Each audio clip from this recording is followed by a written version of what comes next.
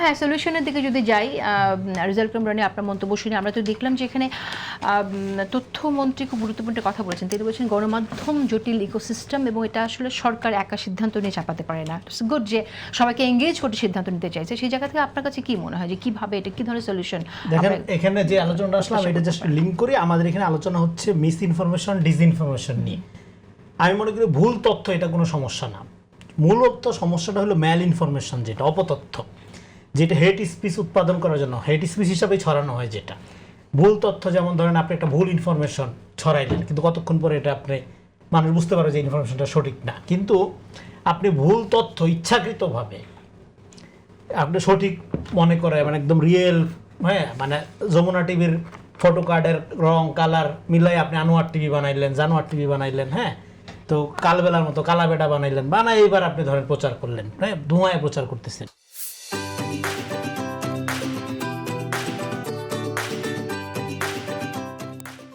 এই যে ইন্ডাস্ট্রিয়াল লেভেলের ম্যাল ইনফরমেশন, অপতথ্য যেটা, এইটা হলো সমস্যা। ধরেন আপনি একটা তথ্যগত বিভ্রান্তি দিলেন, এটা মানুষ বুঝতে পারে। যেমন আপনি যদি একটা তথ্য ছড়াইছিল করোনা ভাইরাস মানুষের তৈরি, পরে দেখা গেছে যে না, এটা প্রথম মানুষ বিশ্বাস করছে এটা মানুষ মনে হয় ইয়ে করছে, পরে দেখা গেলো না এটা এরকম মানুষের তৈরি না, এটা মানে ওটা অন্যভাবে সাইন্টিফিক ব্যাখ্যা হাজির হইল।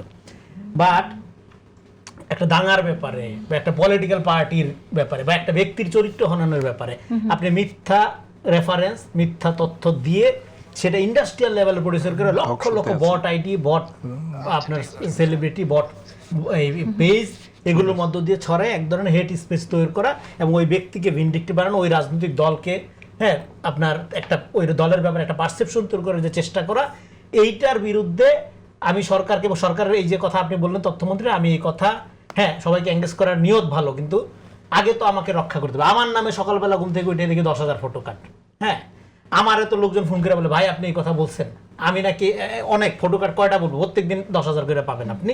ধরেন এই যে তেল সংকট নিয়ে এখন তো দেখা যাচ্ছে না, আমি বললাম যে মজুদও নাই সংকটও নেই, মানে আপনি মজুদ দূর করতে পারলে সংকট থাকবে না, মানে মজুদ বললো যে রেজাউল করিম রনি বলেছেন তেলের কোনো সংকট নেই, হ্যাঁ তো এইটা ধরেন দেশি বিদেশি পেজ থেকে ইয়ের থেকে আইডি থেকে লক্ষ লক্ষ ভাবে ছড়ানো হলো। আমার বলে যে আপনি চোখ থাকতে কানা, এত বড় বড় লাইন আপনি দেখেন না, এই কথা কবে কইছি আমি, হ্যাঁ তো ফলে এই যে ধরেন এই জিনিস এটা হলো ক্রিমিনাল। এখন আমার এটা ধরেন এখন বলবেন যে আপনি কেডা, প্রধানমন্ত্রী তার কন্যা এগুলি তো রক্ষা পাচ্ছেন না, এদের নিয়ে করা হচ্ছে অহরহ, আপনি কে? তাহলে কি আমি প্রধানমন্ত্রী, হয়তো আপনি প্রধানমন্ত্রী বা সরকারি দল তাদের নিয়ে করলে আপনি আইনের ব্যবস্থা নিতে পারেন, কিন্তু সাধারণ একজন নাগরিক আমার মতো, আমার তো একটা আইনি সুরাহার জায়গা থাকতে হবে। এই জন্য আমি বলেছি আপনি পর্যটন পুলিশ, বাণিজ্য পুলিশ, হ্যাঁ এরকম যেরকম আছে একইভাবে আপনার ডিজিটাল সিকিউরিটি ফোর্স দরকার।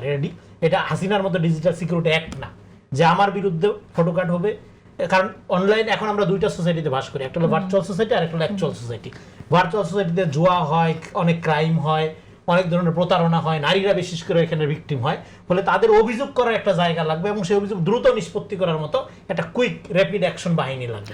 হ্যাঁ এইটা করলে দ্রুত সমাধান হবে। আপনি অল্প জরিমানা করে একটা ডিজিটাল ফোর্সের কথা আপনি বলছেন, আমি এটা বহুবার ধরে বলতেছি। এখন আরেকটা মূল সমস্যা হলো আমাদের এখানে একটা সেন্সরশিপ চলছে মিডিয়াতে। হাসিনার আমলের সেন্সরশিপের ধরনটা কি ছিল?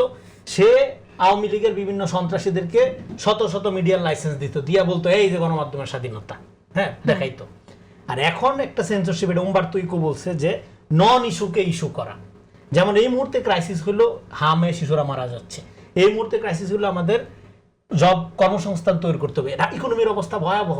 বাংলাদেশ ব্যাংকের গভর্নর আপ্রাণ চেষ্টা করতেছে এটাকে কিভাবে ঠিক করা যায়, ব্যাংকের গ্রাহকরা হ্যাঁ কিভাবে টাকাগুলো ফেরত পাবে এটা নিয়ে, কিন্তু আপনি ন্যারেটিভ তৈরি করার একটা জায়গায় মধ্যে আছেন, আপনি যেটা জনগণের লাইফের সাথে ইমিডিয়েট ইস্যুই না সেটাকে মূল ইস্যু করে দেশ দুই ভাগ করে ফেলতে চাই। আচ্ছা আমি শেখ আব্দুল্লাহ, আমি আপনাদের কাছে শুনতে চাই, আমরা এই মুহূর্তে একটু বলতে হবে না, সময় খুব কম। সেইজন্য সেন্সরশিপের নতুন ধরন হইলো নন ইস্যুকে ইস্যু করা, এটার মধ্য দিয়ে সোসাইটির যে ডেমোক্রেটিক ট্রানজিশন এটা কিন্তু নতুন না, এটা আমরা হাসিনার সময়ও দেখেছি কিভাবে বিভিন্ন গুরুত্বপূর্ণ সময়ে স্টার্ট দে নিউজগুলো সামনে আনা। সমাধান করার জন্য কি লাগবে? এটা সমাধান করার জন্য একটা ক্রিটিক্যাল সোসাইটি লাগবে, ক্রিটিক্যাল ম্যাস লাগবে, যেখানে আমাদের সিভিল এক অর্থে অর্ধমৃত নাই বললেই চলে। আচ্ছা